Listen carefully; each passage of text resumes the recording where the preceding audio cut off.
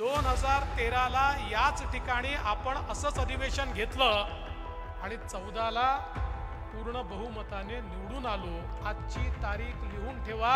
देवेंद्र फडणवीसनी म्हटलं होतं लिहून ठेवा, या विधानसभेनंतर पुन्हा एकदा महाराष्ट्रामध्ये महायुतीचंच सरकार निवडून येईल। गुरु पौर्णिमेच्या निमित्ताने अनेक लोक आपल्या गुरुचं दर्शन घेण्याकरता जातात। महाराष्ट्रात कोणी शिर्डीला जातं, कोणी शेगावला जातं, कोणी अक्कलकोटला जातं। वेगवेगळ्या ठिकाणी गुरुमाऊलीचं दर्शन घेण्याकरता लोक जातात।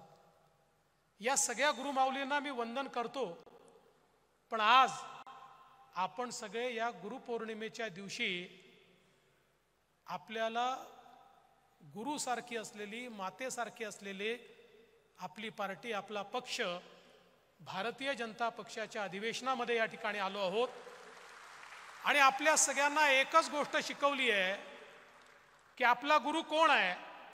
आपला गुरु आहे भगवा ध्वज, भगवी पताका ही आपला गुरु आहे।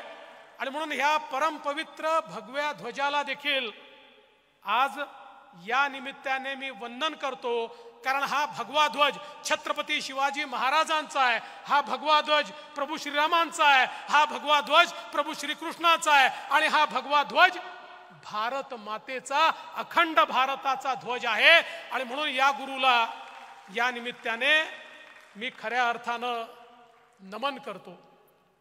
आपण जर बघितलं तर आता चातुर्मास सुरू होतोय आणि आपल्याला सगळ्यांना कल्पना आहे चातुर्मास म्हणजे तपश्चर्येचा मास असतो।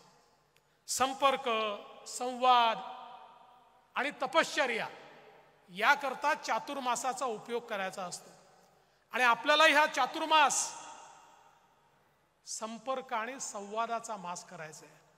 आपल्याला ही समर्पणाचा मास म्हणून हा चातुर्मास या ठिकाणी साजरा करायचा आहे।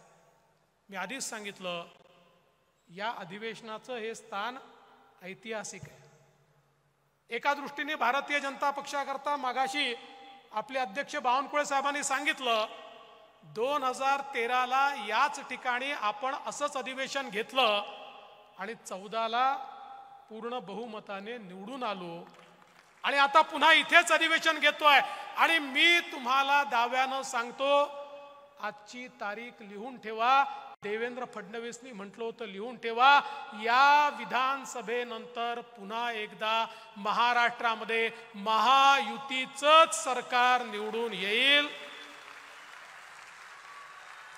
ही पुण्यभूमी आहे, छत्रपती शिवरायांच्या पावन स्पर्शाने पुनीत झालेली भूमी आहे। हे शिक्षणाचं माहेरघर आहे, हे तंत्रज्ञानाचं माहेरघर आहे, हे समाज सुधारकांचं माहेरघर आहे। अशा या पुण्यातनं जो विचार निघतो तो गावागावापर्यंत पोचतो। आज भारतीय जनता पक्षाचा विचार पुन्हा एकदा गावागावापर्यंत पोचवण्याकरता आपण सगळे लोक या ठिकाणी आलो।